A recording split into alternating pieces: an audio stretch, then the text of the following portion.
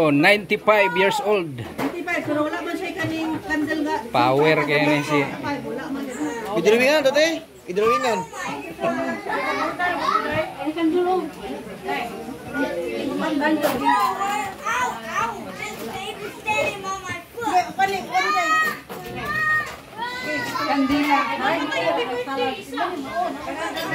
Happy birthday. Ate Jo. Yes. How are you? Nasyak na yan 94. Man daw ko noy 95. Hindi na ko sa 94. Ingko makabasin sa ilalim problema sa una kanang mga birth certificate bitaw. Ha? Bakit? Bakit? Sa birth certificate karon sa IT. No, check na 95 na siya.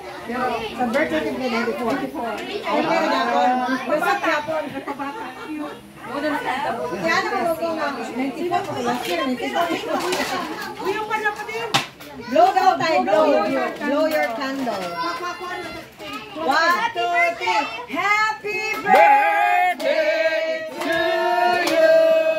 Yay! Pray naman? Pray pa ba? Bati na. Bati ang ginuwi. Sige, maampo ka. Bali na Samsung karon. Lord God, salamat dining nagason nga kami nagkaiusa Lord sa maong celebration ni Tatay Marcelo sa iyang ika-95 Ginoo nga birthday. Salamat Ginoo sa kusog sa mga pamilya nga nagkaiusa, sa mga igsuon, sa mga pamilya, sa mga kauban Lord ini nga panimalay.